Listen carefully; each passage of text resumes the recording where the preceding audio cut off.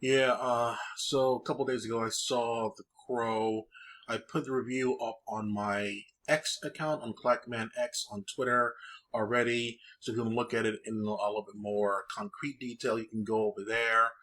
Overall, it was not a good movie at all. You can click off the video now, it's all good. But the reason why it was not a good movie was because it was 45 minutes. I clocked it until anything interesting happened in the picture. The drama started when someone went bye bye, and then he delved into the madness of himself there, and then he had to go into like the afterlife and get powers or whatever. There, 45 minutes in, the first 45 minutes essentially is a love story. So there you go. I'm like, you can miss 45 minutes of the picture, or like get there an hour late after your showtime. So it's at 8 o'clock, get there at 9 o'clock there, you're good to go. And up to that point there, he starts like wondering why it's me, yada yada yada. And then like the angel, if you will, was telling him why this kind of thing has to happen. And then if you do this thing happens for you, dangling the carrot, if you will. And then things happen. So in case you don't know, Crow's powers essentially is Wolverine. He can take damage, but he'll barely feel it, and he'll automatically recover, Deadpool style, you know. So that's basically him. So they send him on a killing spree to kill some bad people, and that's that. I won't say what happens, but that's that. I think it's pretty obvious what's going to happen if he can't kill the guy. He's going to get a killing spree. The main thing I was thinking about during the picture was how super dead this guy would have been if he didn't have supernatural powers. He'd be super duper dead. They were going in on him super hard. I mean, like, whoa. They were like bullets, every part of his body, essentially, stabbing, killing, like in the throat and whatnot. This guy would have been super duper ultra dead. They were like triple teaming, like 14. They were all over him. This guy would have been super dead. The Crow essentially was walking into places like a damn tank. Just taking all the stuff there and like bouncing it off. So yeah, it's like playing a video game with like infinite lives. Just going in there. Oh, you got hurt? Let's go back again. Oh, you got hurt? Go back again. Same thing. Freaking cheat code. You know what I'm saying? Like there's zero risk. Zero risk. Like this guy was in zero danger, bro. Holy crap. When this guy was like, he put on the makeup, like it was very lame makeup, by the way. Basically, like down here, and that's it. You know.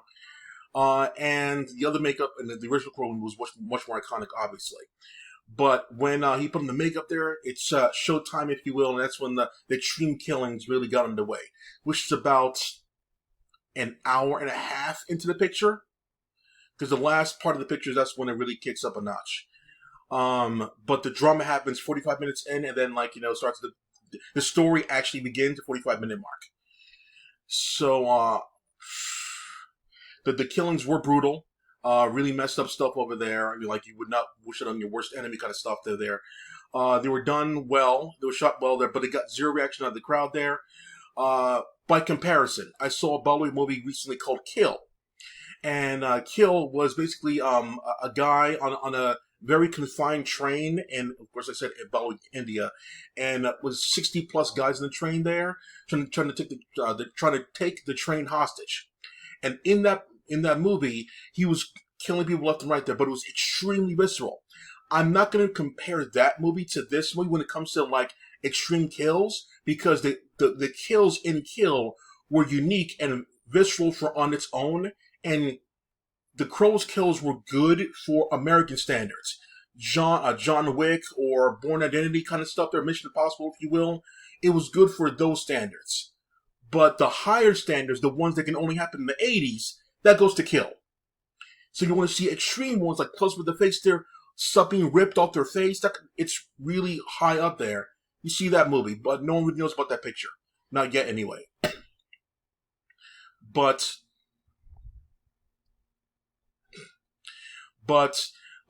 in this movie, it's pretty gory, but not like nothing I've been seeing in horror pictures, nowadays in movies. But overall, it was a snore. People next to me were sleeping, around me were sleeping.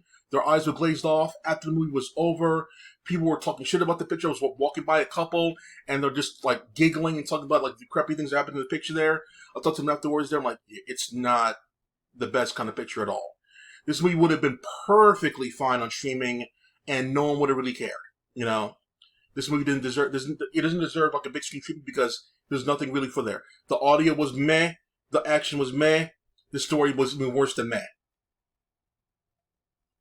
So yeah, if you want to spend money and waste your time there, go for it. At least I got to see it free and got this cool T-shirts. Wish I could say more about the picture, but there really wasn't more to sink into. Borderlands was a more fun ride of a picture there.